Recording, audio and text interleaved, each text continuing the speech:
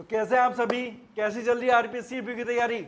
I hope बहुत बढ़िया चल रही होगी, क्योंकि जो वैकेंसी आए हुए थोड़ा टाइम हो चुका है, आप सब उस फ्लो में आ चुके हो। और देखिए ये जो वैकेंसी ना आपके लिए ये मान के चलो एक लॉटरी की तरह निकली है।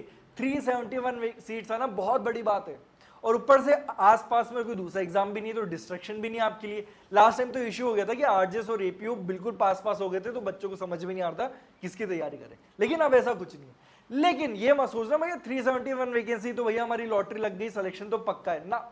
जितनी ज्यादा वैकेंसीज उतने ज्यादा बच्चे, उतना ज्यादा कंपटीशन। तो ये इजी बिल्कुल नहीं रहने वाला है। स्पेशली बहुत से फ्रेशर्स बच्चे हैं जिनको ये दिक्कत आ रही है कि सर हमने कभी किसी कॉम्पिटिटिव एग्जाम की तैयारी की नहीं है, और कुछ सब्जेक्ट्स जो तो हमने कभी हमारे कॉलेज के अंदर भी नहीं पढ़े। तो कैसे पढ़े उन सब्जेक्ट्स को? डायरेक्ट उठा के पढ़ना तो हमें आता है, किसी भी डायरेक्ट को पढ़ डालें, याद कर डालें, लेकिन यहां पर हमें कॉम्पिटिटिव एग्जाम निकालना है। और वो उनका डर बिल्कुल सही है, क्योंकि देखिए आपका जो सेमेस्टर का एग्जाम होता है और आपके जो कॉम्पिटिटिव एग्जाम होते हैं ना, दोनों में बहुत फर्क होता है, बहुत ही ज्यादा। आप कई बार देखोगे इसी रीजन की वजह से कि कुछ बच्चे जो कॉलेज के अंदर बहुत अच्छा परफॉर्म करते हैं, इवन कई बार तो गोल्ड मेडल भी लेके आते हैं, लेकिन वो कॉम्पिटिटिव एग्जाम के अंदर स्ट्रगल करते हैं। वहीं पे कुछ बच्चे जो कॉलेज के अंदर स्ट्रगल कर रहे होते हैं, वो कॉम्पिटिटिव एग्जाम एकदम फोड़ देते हैं, पहला अटेम्प्ट और क्रैक, और सब देखते रह जाते हैं, ओहो कॉलेज में तो ये ऐसा था, अब कैसे क्रैक कर लिया इसने, लक बहुत अच्छा होगा। लक नहीं होता, ये होती है स्मार्टनेस। क्योंकि देखो हर एग्जाम अपनी अपनी एक सेपरेट रिक्वायरमेंट लेके आता है, और आपको उसी रिक्वायरमेंट के अकॉर्डिंग पढ़ना होता है। अगर आपने वो रिक्वायरमेंट फुलफिल नहीं की ना, तो फिर कंपटीशन आपको भाव नहीं देगा, वो कंपटीशन आपको दूर फेंक के मारेगा। तो इसीलिए यहाँ पे जो फ्रेशर्स की डाउट है बिल्कुल जायज है कि सर इन सब्जेक्ट्स को पढ़े तो कैसे पढ़े। और ऊपर से कुछ रिपीटर्स भी हैं जिन्होंने इवन दो ऑलरेडी आरपीसीपीओ का पेपर दिया है, लेकिन फिर भी उन्हें लगता है कि यार पहले जो हमने पढ़ा था ना, हमें समझ में नहीं आया, सब्जेक्ट की अप्रोच समझ में नहीं आई, कंसेप्ट समझ में नहीं आया, लेकिन बस हमने रट लिया। लेकिन अब हम चाहते हैं कि हमारा सिलेक्शन जरूर हो, इसलिए हम कुछ बेहतर तैयारी करना चाहते हैं। तो आपके जितने भी डाउट्स हैं, चाहे फ्रेशर हो रिपीटर हो, इन सभी प्रॉब्लम का सॉल्यूशन निकालने के लिए हमने हमारे channel Sarathi institute of law के ऊपर ये एक लेक्चर सीरीज आपके लिए स्टार्ट की है, जिसके अंदर हम कवर करने वाले हैं सारे सब्जेक्ट जो आपके आरपीएससी का पार्ट है, एपीओ का सिलेबस का पार्ट है। लेकिन देखो सिर्फ ये वीडियो लेक्चर देख लेने से कुछ नहीं होने वाला है। जैसा कि मैंने बोला हर कंपटीशन की एक रिक्वायरमेंट होती है, तो मेरी रेस्पॉन्सिबिलिटी है कि मैं उस कंपटीशन की रिक्वायरमेंट के अकॉर्डिंग आपको पढ़ाऊं, यहां पर आपको सारी चीजें बताऊं जो आपको हेल्प करे कंपटीशन में आगे निकलने के लिए। लेकिन देखिए जिस तरीके से आप एक बेस्ट टीचर ढूंढते ना, हमेशा हमें भी जरूरत होती है बेस्ट फ्रेंड की। अब बेस्ट फ्रेंड क्या है? क्या आप वो बच्चे कि मैं आपको वो टास्क दूं डेली का, आप वो कंप्लीट करके लेके आए, क्लास के अंदर डाउट्स पूछे, कमेंट सेक्शन के अंदर डाउट्स पूछे, अगर आपको नहीं आए, क्या आप इतने एफर्ट डालने के लिए तैयार हैं? अगर आप ये एफर्ट नहीं डाल रहे ना, कोई दूसरा बच्चा जरूर डाल रहा है, और वो उस कंपटीशन में आपसे आगे रहेगा। तो इसीलिए ये पूछने से पहले कि क्या ये बेस्ट टीचर है, क्या ये हमें बेस्ट गाइडेंस दे पाएंगे, एक क्वेश्चन खुद से कीजिए, क्या आप एक बेस्ट फ्रेंड बन पाएंगे? क्या आप वो सारे टास्क परफॉर्म कर पाएंगे जो मैं आपको यहां पर देने वाला हूं? जो मेरी डिमांड रहेगी कि भैया ये टास्क दिया है, ये सेक्शन याद करके आने तो करके आने, ये एमसीक्यू सॉल्व करके लाने तो करके लाने, ये एक डिस्क्रिप्टिव क्वेश्चन मैंने आपको दिया करके लाना तो करके लाना है, जजमेंट पढ़ना है तो पढ़ना है। अगर आप ये सब करने को तैयार है, देन ट्रस्ट मी, आपका सिलेक्शन से कोई नहीं रोक सकता। तो यहां पर एफर्ट दोनों साइड से चलेंगे, वन वे कम्युनिकेशन नहीं, एक साइड से एफर्ट नहीं। एग्जाम मुझे क्लियर नहीं करना है आपके लिए, एग्जाम आपको क्लियर करना है। तो एफर्ट होने चाहिए दोनों साइड से, मजा तभी आएगा। और उसके बाद देखते हैं कैसे नहीं होता आपका सिलेक्शन। तो चलिए इसी लेक्चर सीरीज को स्टार्ट करते हैं। और सबसे पहले जो मैंने एक्ट स्टार्ट किया वो SC/ST एक्ट। बड़ा इंटरेस्टिंग एक्ट है, ठीक है, आपकी डेली लाइफ से भी रिलेटेड हो सकता है कि कभी आपने इस एक्ट से डील किया हो या आसपास किसी को देखा हो इस एक्ट से डील करते हुए।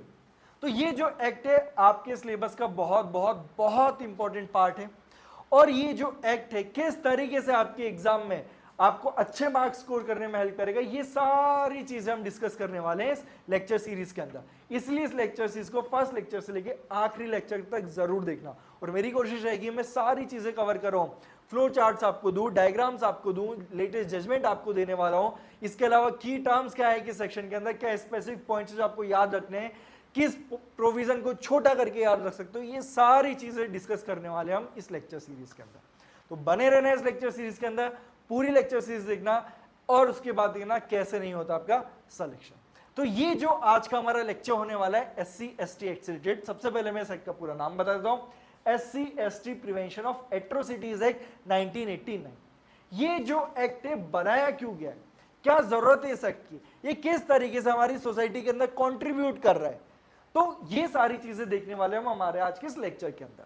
तो इस लेक्चर में आगे बढ़ने से पहले मैं एक और डाउट आपके सामने लेके आता हूं जो कई बच्चों के मन में आएगा, है ना, और वो इस लेक्चर को यहीं बंद कर देंगे, मैं गारंटी से बोल रहा हूं। वो डाउट क्या है, अरे यार ये पढ़ना क्यों है, क्यों हम उस एक्ट का ओवरव्यू देखें, हमें क्यों जानना है, हम तो सीधे बैरेक्ट उठा देना सर, आप तो सीधे सेक्शन 1 से स्टार्ट करो। यही है आपकी सबसे बड़ी गलती कि बैरेक्ट उठा रहे हो, सेक्शन 1 पे घुस रहे हो सीधे, कभी नहीं करना होता ऐसा। अगर आपने किसी भी एक्ट को पढ़ने से पहले उसका ओवरव्यू देख लिया, हिस्टोरिकल बैकग्राउंड देख लिया, उसके आने का पर्पस देख लिया, क्या ऑब्जेक्टिव है, क्या प्रॉब्लम वो सॉल्व कर रहा है, अगर आपने ये सारी चीजें समझ ली, ट्रस्ट मी आप किसी भी एक्ट का 50% काम तो वहीं खत्म कर देते हो, उस एक्ट का पूरा स्ट्रक्चर समझ जाते हो कि कैसे ये एक्ट बना है, इसका पर्पस क्या है। इसलिए आप बहुत बार देख रहे हो कुछ ऐसे बच्चे होते हैं जो एक बार उस चीज को पढ़ते हैं, उस चीज को अच्छे से इंटरप्रेट भी कर पाते हैं और एक सीक्वेंस में उन्हें चीजें याद होती है। क्यों? क्योंकि भैया हर एक्ट बना ही ऐसे होता है।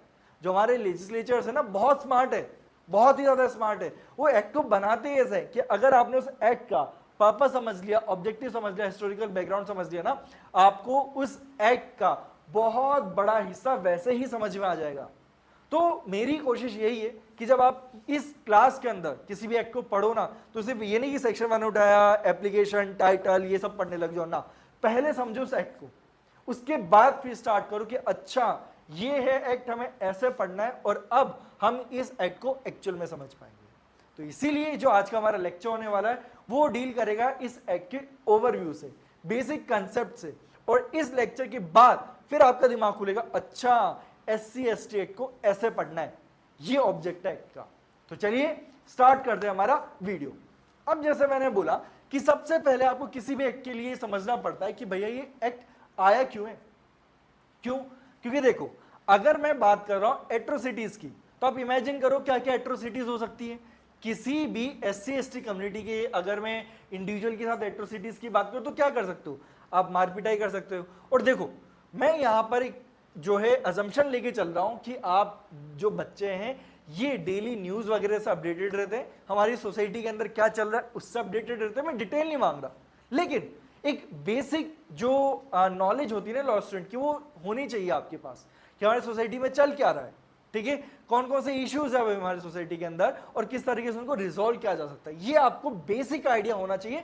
बाकी तो उसके ऊपर जो नॉलेज आपको देनी हो तो मैं हूं ना आप पे देने के लिए, इसलिए बेसिक नॉलेज बस। ओके, तो देखिए, मुझे लगता है आपको पता होगा कि जो SC/ST कम्युनिटी के जो लोग होते हैं उनके अगेंस्ट में एट्रोसिटीज की कैसे जाती है।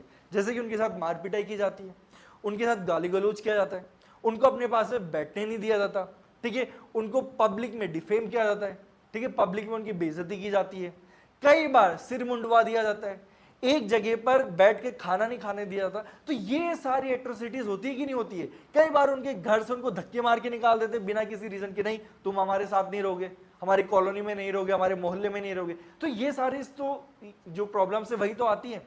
और अगर मैं इन प्रॉब्लम्स को मोटा मोटा आपको समझाने की कोशिश करूं तो एक बात बताओ, क्या ये सारी चीजें ऑलरेडी आईपीसी के अंदर कवर नहीं हो रही है क्या? अगर आप किसी को मारते पीटते हो या डराते धमकाते हो, क्या ये आईपीसी के अंदर कवर नहीं हो रहा? क्या आप किसी को डिस्पोजेस कर देते हो उसकी प्रॉपर्टी से, क्या आईपीसी में कवर नहीं हो रहा? क्या आप डिफेम कर देते हो किसी को, क्या ये आईपीसी के अंदर कवर नहीं हो रहा? किसी के साथ मारपीट कर देते हो आप, तो क्या ये आईपीसी या फिर बीएनएस, बीएनएस बोलना भूल गया, तो क्या बीएनएस में कवर नहीं हो रहा? अब कौन कौन से प्रोविजन है जो इन सारे टॉपिक से डील करते हैं, कमेंट सेक्शन में मुझे जरूर बताना। मैंने बोला था ना, मैं आपसे भी चीजें रिक्वायर करता हूं, मतलब कि मैं आपसे भी कुछ चीजें डिमांड करूंगा कि आपको ये काम करना है। तो ये जो पॉइंट्स मैंने बताए, assault, hurt, grievous hurt, defamation, intimidation, इन सब के प्रोविजन आपको सेक्शन के साथ कमेंट बॉक्स में लिख के बताने, ताकि मुझे भी पता रहे कि क्या आप वो एक बेस्ट स्टूडेंट हो, क्या आप लोग काबिलियत है कि आप एक बेस्ट स्टूडेंट बन पाओ। तो चलिए देखते हैं कितने वो बच्चे जो एक्चुअल में एफर्ट डालते हैं इस एग्जाम को क्रैक करने के लिए। ओके, तो चलिए, अब जब ये सारी चीजें आईपीसी और बीएनएस के अंदर कवर है, तो अगला क्वेश्चन आपके दिमाग में आना चाहिए, भैया फिर हम ये SC/ST पढ़े तो क्यों पढ़े? जब ऑलरेडी किसी भी प्रॉब्लम को लेके एक एक्ट बना हुआ है, तो क्या ये सिलेबस बढ़ाने के लिए आया क्या आपका ये एक्ट? क्यों है ये एक्ट? इसलिए हमें समझना जरूरी है इस एक्ट का हिस्टोरिकल बैकग्राउंड, इस एक्ट के आने के पीछे के रीजन, और कैसे ये जो एक्ट है ये उन ऑलरेडी एग्जिस्टिंग इश्यूज को रिजॉल्व करेगा जो आईपीसी और बीएनएस नहीं कर पा रहा है, जो issues already existing legal framework cover नहीं कर पा रहा है, इसलिए एक्ट आया। तो देखिए क्या है यहां पर इस एक्ट के आने के रीजन। सबसे पहले हिस्टोरिकल डिस्क्रिमिनेशन। देखिए आईपीसी जो है ना वो इन जनरल ऑफेंसेस से डील करता है, लेकिन यहां पर जब हम बात करते हैं ना एससी एसटी कम्युनिटी की, तो उनके अगेंस्ट में ये जो क्राइम्स है ना ये अभी नहीं होने लगे, ये बहुत समय से हो रहे हैं, बहुत पुराने समय से हो रहे हैं। तो उन इश्यूज को टैकल करने के लिए आपको एक अलग अप्रोच चलती है, आपको एक अलग अप्रोच अपनानी पड़ेगी। आप एप्पल एंड ऑरेंजेस को एक नहीं मान सकते just because both are fruits. दोनों अलग अलग है, दिखने में दोनों फ्रूट्स है, बोलने के लिए आप बोलोगे दोनों फ्रूट्स है, लेकिन अलग अलग है ना। उसी तरीके से एक डिस्क्रिमिनेशन जो आप एक एससी एसटी इंडिविजुअल के साथ कर रहे हो, जो एट्रोसिटीज के साथ कर रहे हो, उसके पीछे का रीजन, उसके पीछे की इंटेंशन अलग है, जो आप एक ऑफेंस किसी दूसरे नॉर्मल अलग कैटेगरी के इंडिविजुअल के साथ करते हो। तो यहां पर इसलिए एक्ट आया है। इसके बाद जो करंट लॉज है हमारे इनएडुकेट है, ये भी मैं हेडिंग बता रहा हूं, एक एक टॉपिक को हम डिटेल में डिस्कस करने वाले हैं। देन फियर एंड इंटिमिडेशन, कि भैया एससी एसटी कम्युनिटी के लोगों को लगता है यार हम अथॉरिटीज के पास जाए कि नहीं जाए, कहीं वही हमारे अगेंस्ट में डिस्क्रिमिनेशन कर देंगे तो फिर हम क्या करेंगे, है ना। इसके अलावा कि यहां पर जो हमारे ऑलरेडी एग्जिस्टिंग लॉज हैं, जो कोर्ट्स हैं, क्या वो एक्चुअल में इस प्रॉब्लम को एड्रेस कर पा रहे हैं, क्या वो क्विक जस्टिस दे पा रहे हैं। ये जो इश्यूज हमारी सोसाइटी में इतने ज्यादा घुसे हुए हैं, क्या उनको उतनी सेंसिटिविटी के साथ रिजॉल्व किया जा रहा है, फिर नहीं किया जा रहा। और क्या ये जो ऑलरेडी एग्जिस्टिंग लॉज है, क्या सिर्फ एक ऑफेंस होने के बाद ही पनिश कर रहे हैं, क्या वो उस ऑफेंस को होने से रोक पा रहे, नहीं रोक पा रहे। देखिए किसी भी ऑफेंस को होने से रोकना अपने आप में एक अलग टास्क होता है। ऑफेंस होने का पनिश करना कोई बड़ी बात नहीं है, अच्छा ठीक है ऑफेंस हो गया इसको पनिश कर देते ना। जो बड़ा टास्क है ना, जो बहुत बड़ी, जो एक आप बोल सकते हो कठिनाई आती है, वही कि ऑफेंस होने से पहले उसे रोक देना। और यही जो चीज है ना, यही चीज डिफरेंशिएट करती है एक ऑर्डिनरी लॉ को और एक स्पेशल लॉ को। ओके, समझ में आया आपको ये सब। अब चलिए आगे चलते हैं।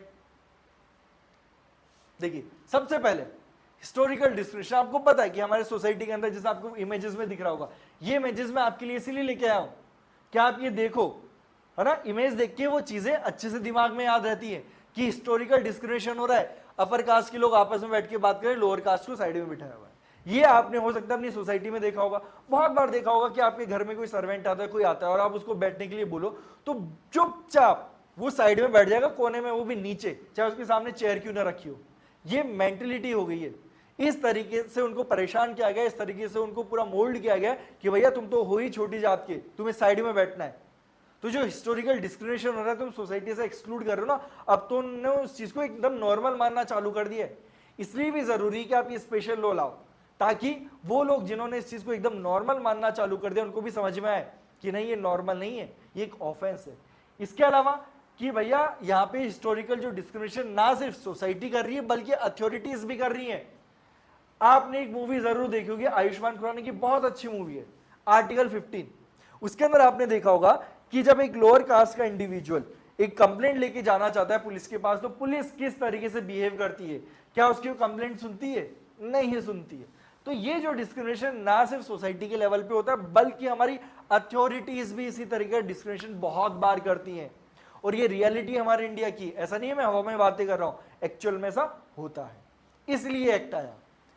अब देखो इस वीडियो में आगे बढ़ने से पहले एक छोटी सी इंफॉर्मेशन मैं आपको देना चाहूंगा। अगर आपको लगता है कि हम इस लेक्चर सीरीज की तरह के थ्रू आपकी कुछ हेल्प कर रहे हैं और आप और भी हेल्प लेना चाहते हैं हमसे, आप चाहते हैं कि हम आपको प्रॉपर वे में गाइड करें, एक एक स्टेप आपको बताएं कि कैसे आपको फर्स्ट स्टेप लेना है, आपको कैसे आपका आखिरी स्टेप होगा, बीच में कैसे करना है, कैसे प्रिपरेशन करनी, तो आप ज्वाइन कर सकते हैं साथ इंस्टीट्यूट ऑफ लॉ को। सबसे पहले मैं टेस्ट सीरीज की बात करूंगा, यहाँ पे प्री और मेंस की टेस्ट सीरीज अवेलेबल है आपको, ठीक है। और मैं एक चीज और बता दूं, ये जो नंबर लिखे हुए ना टेस्ट के, मिनिमम टेस्ट है, ये कोई नहीं करता, ये हम करते हैं।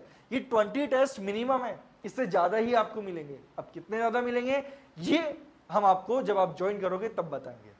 और मेंस में जब 35 टेस्ट लिखे हो, तो जैसा मैंने बोला प्री में जब 20 से ज्यादा मिल रहे हैं, मेंस में भी 35 से ज्यादा ही टेस्ट मिलने वाले हैं। तो यहां पे अब क्या होगा आपके लिए, मेंस की टेस्ट सीरीज की अगर मैं बात करूं तो यहाँ पे आपको डेली जो टेस्ट आप अटेम्प्ट करोगे या तो सेम डे या फिर नेक्स्ट 2 डेज के अंदर चेक होके मिल जाएगा। उसके बाद आपका एक 1-on-1 मेंटरशिप सेशन होगा, जिस भी टीचर ने आपकी कॉपी चेक की उसके साथ आप उस टीचर के साथ अपनी प्रॉब्लम्स को शेयर कर सकते हो, रिजॉल्व कर सकते हो कि सर टेस्ट में ये इश्यूज आ रहे हैं, फिर उससे आपको पर्सनल गाइडेंस मिलेगी और ये मिलना बहुत ज़्यादा ज़रूरी है। अब देखो, जैसे कि मैं बात कर रहा हूँ, अगर मैं हमारे बैच की बात करूँ तो बैच की भी मैं आपको इन्फॉर्मेशन दे देता हूँ। जैसे कि बैच के अंदर आपको क्या क्या चीज़ें मिलने वाली है, live as well as recorded classes मिलने वाली है, स्टडी मटेरियल मिलेगा, 1-on-1 मेंटरशिप मिलने वाली है टीचर्स के साथ। इसके अलावा आपके डेली क्लास टेस्ट होने वाले हैं। ये देखिए, ये है प्री का टेस्ट, ये डेली क्लास टेस्ट होते हैं आपके एमसीक्यू के, जो टॉपिक आज हमने पढ़ा कल उसका टेस्ट होगा। उसके अलावा जब एक सिग्निफिकेंट पोर्शन खत्म हो जाता है किसी भी एक्ट का, तो इस तरीके से उसके मेंस के टेस्ट लिए जाते हैं। ये सारे टेस्ट आपके टेस्ट सीरीज से अलग है, तो अगर आप बैच ज्वाइन करते हो तो आपको ये सारी फैसिलिटीज मिलने वाली है। उससे क्या होगा, आप रेगुलर बेसिस पर अपनी तैयारी को चेक कर पाओगे। तो अगर आपको लगता है कि हम किसी भी तरीके से आपकी हेल्प कर सकते हैं, चाहे वो टेस्ट सीरीज के थ्रू हो, क्लासेस के थ्रू हो, मेंटरशिप के थ्रू हो, तो आप हमसे कांटेक्ट कर सकते हैं हमारे इस नंबर पर 7231846865 और आपको गाइडेंस जरूर दी जाएगी। तो चलिए आगे चलते हैं हमारे इस वीडियो के अंदर।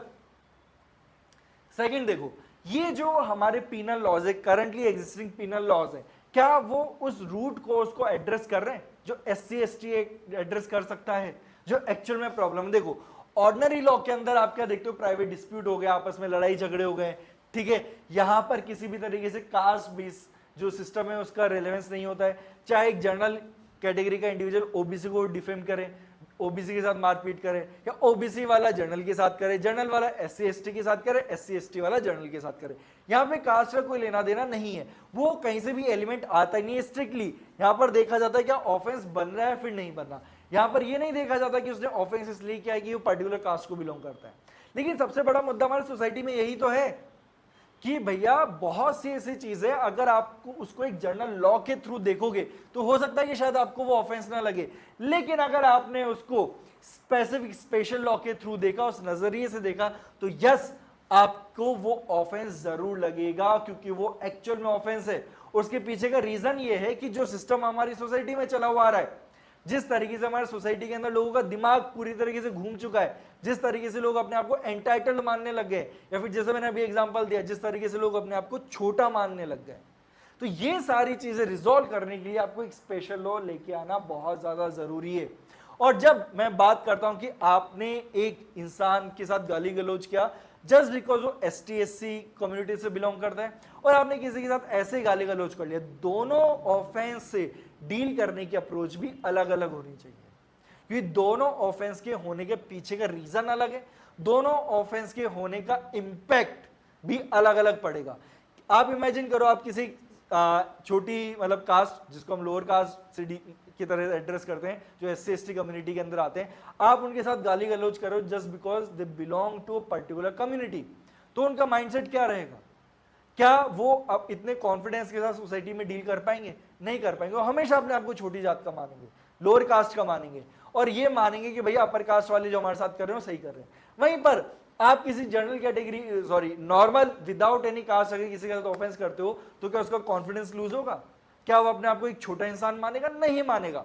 इसलिए मैं बोल रहा हूं कि जो हमारे इस तरीके की स्पेशल सर्कमस्टांसेस उनको डील करने के लिए हमारे पास स्पेशल लॉ होना चाहिए, और इसी रीजन की वजह से SC ST एक्ट सामने निकल के आया। उसके बाद फियर एंड इंटिमिडेशन, कि भैया बहुत बार आपने देखा होगा कि अगर कोई भी ऑफेंस होता है लोअर कम्युनिटी के अगेंस्ट में, लोअर कास्ट के इंडिविजुअल के अगेंस्ट में, और अगर वो कंप्लेंट करना भी चाह रहा है तो उसको रोका जाता है, डराया जाता है, धमकाया जाता है, परेशान किया जाता है कि अगर तूने हमारे अगेंस्ट में कंप्लेंट कर दी तो देख लेना, फिर तुझे बताते हम। तो इस रीजन की वजह से बहुत बार तो कंप्लेंट ही नहीं कर पाते। तो इस इशू को भी रिजॉल्व करने के लिए हमें इस स्पेशल लॉ की जरूरत है। और यहां पर बहुत बार तो ऐसा किया जाता है, भैया कोई विटनेस बन के आ रहा ना, उसको भी डराते धमकाते। पुरानी मूवीज, बॉलीवुड मूवीज आपने देखी होगी, विटनेस निकलता तो अपने घर से, कोर्ट ही नहीं पहुंच पाता, कभी नहीं पहुंच पाता। तो इसी रीजन की वजह से यहां पर बहुत ज्यादा जरूरत है कि हम एक स्पेशल लॉ लेके आए जिसके थ्रू हम इन सारी चीजों को एड्रेस करें और फिर उन इश्यूज को हम रिजॉल्व करें। अब यहां पर जब हमने देख लिया कि सोसाइटी के अंदर क्या इश्यूज है, तो अब हमें यह भी तो एड्रेस करना है कि सिस्टम में क्या इश्यूज है। अब भैया सिस्टम में जो एक सबसे बड़ा इशू है कि सिस्टम में बहुत स्लो है। हम सबको पता है ना कितना स्लो है हमारा सिस्टम। यहां पे जो कोर्ट्स बने हुए हैं सालों साल लग जाते हैं जस्टिस लेने में। यहां पर विक्टिम में वही मर जाता है, फिर भी जस्टिस नहीं मिल पाता। इसीलिए हमें स्पेशल कोर्ट स्टैब्लिश करने की जरूरत है जो टाइम पर जस्टिस प्रोवाइड करवाए। और वही इन्हीं एक्ट के अंदर आप पुलिस को भी बोलो कि भैया टाइम पर इन्वेस्टिगेशन कंप्लीट करनी है, अगर नहीं करोगे तो आपके अगेंस्ट में लीगल एक्शन लिया जाएगा। और वहीं पर जो हमारे सरकारी वकील हैं उनको भी एक स्पेसिफिक एरिया, स्पेसिफिक केसेस से डील करने के लिए स्पेशलाइजेशन होना जरूरी है। इसलिए पूरा का पूरा एक सिस्टम होना चाहिए जिसके थ्रू आप जो विक्टिम है और जो उनके फैमिली मेंबर्स है उनको जस्टिस प्रोवाइड करवा पाओ और सोसाइटी के अंदर इन सारी एट्रोसिटीज को कंट्रोल में ला पाओ। तो ये हैं सारी रीजंस जिसकी वजह से हमें चाहिए। अब यहां पर देखो ये जो एक्ट है ना हमारा बड़ा यूनिक एक्ट है। अब सुन के तो, और आपने जब इसको पढ़ा समझा होगा, एक बार तो रीड किया ही होगा, तो आपको लगा होगा अरे यार ये तो पीनल लॉ है, तो पीनल लॉ तो आईपीसी भी है, तो इन दोनों के बीच में क्या कोई डिफरेंस है क्या, नेचर में कुछ डिफरेंस है या दोनों एग्जैक्ट सेम फुटिंग पर एग्जिस्ट करते हैं सब पीनल लॉ? बिल्कुल भी नहीं। एससी एसटी एक्ट अपने आप में एक यूनिक एक्ट है और बहुत बहुत ज्यादा यूनिक है। इसकी अप्रोच और नेचर बिल्कुल अलग है किसी दूसरे पीनल लॉ से। क्योंकि देखो नॉर्मल पीनल लॉज में क्या होता है, ऑफेंस हुआ पनिशमेंट मिला, ऑफेंस हुआ पनिशमेंट मिला, बस ये होता है, बाकी और कुछ नहीं मिलेगा आपको। लेकिन ये जो एससी एसटी एक्ट है ना सिर्फ पनिशमेंट की बात करता है बल्कि ये रिहेबिलिटेशन की भी बात करता है, साथ में विक्टिम प्रोटेक्शन और विटनेस प्रोटेक्शन की भी बात करता है। तो ये जो सारी चीजें आपको किसी दूसरे पिनल लॉ में देखने को नहीं मिलेगी। मैं गारंटी से बोलता हूं, आप आईपीसी उठा के देख लो, क्या आपको वहीं पे कहीं पर भी रिहेबिलिटेशन की प्रोसेस देखने को मिलेगी? उसके लिए आपके लिए अलग से एक्ट बनते हैं, यहां पर नहीं है। आपको कंपनसेशन अगर देना है तो आपको सीआरपीसी के अंदर प्रोविजन देखना पड़ेगा, यहां पर नहीं। आपको अगर प्रिवेंटिव एक्शन की बात करनी है तो आपको सीआरपीसी या बीएनएसएस के अंदर देखने को मिलेगा, आईपीसी में नहीं। आईपीसी तो बात करता भैया ऑफेंस हो गया, आपने ये लाइन क्रॉस कर दी, फिर हम आपसे डील करेंगे। सीआरपीसी उससे पहले वाली की भैया प्रिवेंटिव एक्शन आप ले सकते हो सीआरपीसी या बीएनएसएस के अंदर। अच्छा एक और चीज, एक और छोटा सा टास्क, कमेंट सेक्शन में बताइए सीआरपीसी और बीएनएसएस के वो कौन से सेक्शन है जो प्रिवेंटिव एक्शन से डील करते हैं। देखते हैं कितनी अच्छी नॉलेज है आपको। तो यहां पर जो एससी एसटी एक्ट है ना, ये इन सारी चीजों से डील करता है, बड़ा ही कॉम्प्रिहेंसिव एक्ट है, एक ही जगह पे सारी चीजें प्रोवाइड करवा देता है। तो यहां पर देखो पीनल लॉ तो है ही, ये पनिशमेंट तो करता ही करता है, साथ में प्रोएक्टिव यानी कि एक स्ट्रॉन्ग सेफगार्ड प्रोवाइड करवाता है कि ऑफेंस होने से पहले हम उसे रोक देंगे, ऑफेंस होने ही नहीं देंगे। ये भी चीज आपको एससी एसटी एक्ट के अंदर देखने को मिल जाएगी। इसके अलावा यहां पर कि हम ना सिर्फ अक्यूज को पनिश कर रहे हैं बल्कि जो हमारा विक्टिम है उसको प्रोटेक्शन दे रहे हैं, रिहेबिलिटेशन प्रोवाइड करवा रहे हैं, जो विटनेस है उसको भी प्रोटेक्शन दे रहे हैं ताकि किसी भी तरीके से यहां पे अक्यूज बच ना जाए, किसी भी तरीके से ना बच जाए, और यहां पे जो असल में अक्यूज है उसको पनिश जरूर किया जाए। तो इस तरीके से हमारा जो ये पूरा एक्ट है ये बड़ा ही यूनिक है, ये अदर नॉर्मल पीनल लॉ से बिल्कुल अलग तरीके से चलता है, और इसीलिए मैं मानता हूं कि जो एक्ट है ना बहुत ही प्यारा एक्ट है और ये कहीं ना कहीं अपना जो ऑब्जेक्टिव है बिल्कुल सही तरीके से अचीव करने की डायरेक्शन में बढ़ रहा है। हाँ मिसयूज भी हो रहा है, और क्यों हो रहा है कैसे हो रहा है ये सारी चीजें हम आने वाली क्लास में डील करने वाले, लेकिन काइंड ऑफ ये वो एक्ट है जो अपने ऑब्जेक्टिव की साइड जिस तरीके से बढ़ना चाहिए वैसे बढ़ रहा है। अब देखिए यहां पर ये जो लास्ट चीज आज हम कवर करने वाले हैं इस पूरे एक्ट की स्कीम। अब देखो अभी अभी मैंने थोड़ी देर पहले बोला था कि कोई भी एक्ट का अगर आपने ओवरव्यू समझ लिया तो आपको पूरे एक्ट की स्कीम वैसे समझ में आ जाएगी। अब देखो मैं यहाँ पे आपके ऊपर ओवरबर्डन नहीं कर रहा हूँ चीजें, इसलिए मैं आपको अभी चैप्टर नंबर, सेक्शन नंबर, क्या चैप्टर है क्या सेक्शन है, ठीक है, ये सब नहीं बता रहा। अभी मैं आपको मेजर टॉपिक्स बता रहा हूं जो आप इस एक्ट में पढ़ने वाले हो। और देखो ये सारे मेजर टॉपिक्स है वो कहीं ना कहीं जो अभी हमने इसका पूरा बैकग्राउंड समझा ना एक्ट से डील कर रहे हैं। देखो पहला टॉपिक तो आपका प्रीलिमिनरी टॉपिक होता ही होता है, इसके अंदर एक्ट का नाम आ जाता है, उसकी एप्लीकेबिलिटी आ जाती है और डेफिनेशन क्लॉज आ जाता है। उसके बाद कौन से ऑफेंसेस हैं जो इस एक्ट के अंदर डील किए गए, ठीक है, क्या उनका पनिशमेंट रहने वाला है। Then duties of public servant, मैंने बोला था ना कि डिस्क्रिमिनेशन ना सिर्फ सोसाइटी की साइड से होता है, बहुत बार जो हमारे लोग अथॉरिटी में बैठे हुए, पब्लिक सर्वेंट अथॉरिटी में बैठे हुए, वो भी डिस्क्रिमिनेशन करते हैं। तो उनकी क्या ड्यूटीज है पब्लिक सर्वेंट की। उसके अलावा स्पेशल कोर्ट स्टैब्लिश किए जाएंगे, और यहाँ पे ना सिर्फ स्पेशल कोर्ट स्टैब्लिश किए जाएंगे बल्कि एक्सक्लूसिव स्पेशल कोर्ट, ये एक अलग तरह की कैटेगरी कोर्ट्स की, वो भी स्टैब्लिश की जाएगी। प्रोसिक्यूटर्स वो अपॉइंट किए जाएंगे, स्पेशल प्रोसिक्यूटर्स अपॉइंट किए जाएंगे इस पर्टिकुलर एक्ट के लिए। देन बेल प्रोविजन, क्या अक्यूज को एंटीसिपेटरी बेल मिल सकती है फिर नहीं मिल सकती? क्योंकि देखो जैसे मैंने बोला ना, बहुत बार विटनेसेस को, विक्टिम्स को डराया धमकाया जाता है, तो इसी चीज को एड्रेस करने के लिए यहां पर बेल प्रोविजन है। क्या एंटीसिपेटरी बेल मिलेगी या फिर नहीं मिलेगी? इसके बाद विक्टिम्स के क्या राइट है, जैसे मैंने बोला रिहेबिलिटेशन से भी डील करता है। हमें ना सिर्फ ऑफेंस को रोकना है बल्कि विक्टिम को रिहेबिलिटेट भी करना है। यही तो मैंने बताया कि हिस्टोरिकल बैकग्राउंड क्या है, ऑफेंस और उन्हें सोसाइटी में आगे नहीं बढ़ने दिया जा रहा, अलग अलग तरीके से परेशान किया जा रहा है, तो उनका रिहेबिलिटेशन भी बहुत ज्यादा जरूरी है। और जब रिहेबिलिटेशन जरूरी है, उनके राइट्स जो होंगे वो भी इस एक्ट के अंदर डील किए गए। तो ये पूरा ओवरऑल एक स्ट्रक्चर है हमारे इस एक्ट के अंदर, और ये टोटल 8 टॉपिक्स है जो हम यहाँ पे इस पूरे एक्ट के अंदर कवर करेंगे। अब इसमें ये जो पूरे के पूरे टॉपिक्स हैं ये आपके प्री के सिलेबस का पार्ट नहीं है। हम यहाँ पर अभी करंटली सिर्फ वही टॉपिक्स कवर करने वाले हैं जो आपके प्री का पार्ट बनेंगे। उसके बाद जब एक बार प्री हो जाएगा तब आपको इसी लेक्चर सीरीज के अंदर मेंस के सब्जेक्ट भी, मेंस के टॉपिक भी कवर करवाए जाएंगे।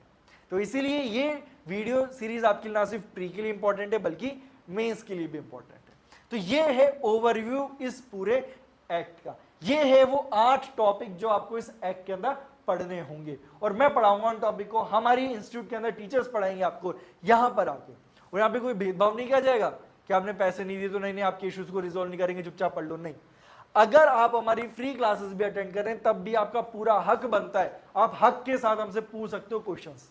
तो जो भी आपके क्वेश्चंस हो कमेंट सेक्शन में जरूर डालना, आपको उनके आंसर जरूर मिलेंगे। तो ये है हमारा फर्स्ट लेक्चर। अब जो हमारा नेक्स्ट लेक्चर आने वाला है उसके अंदर हम एक्चुअल में सेक्ट को स्टार्ट करेंगे। उससे पहले समझेंगे कि प्रीवियस ईयर्स में क्या क्या क्वेश्चन पूछे गए सेक्ट से, कितने क्वेश्चन पूछे गए।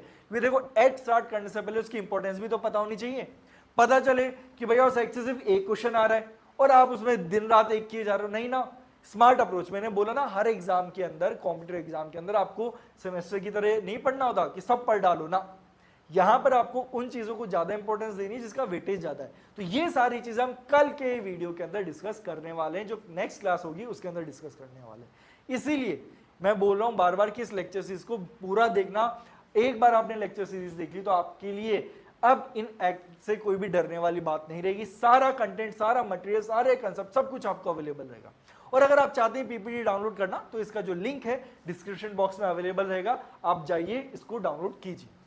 ओके, हम तो चाहते हैं हर बच्चा पढ़े, जितने भी आपके फ्रेंड्स है, दोस्त है, जिसके साथ शेयर करना चाहते हो करो, पढ़ाओ, सबको पढ़ने दो, है ना। हम यही चाहते हैं, आप पढ़ो, बस मेहनत करो, और जितना मैं आपको बोलता जा रहा हूं, जो जो टास्क देता जा रहा हूं, वो आपको जरूर करना है। Okay, so that's all for today. आज की क्लास में, आज के लेक्चर के अंदर बस इतना ही।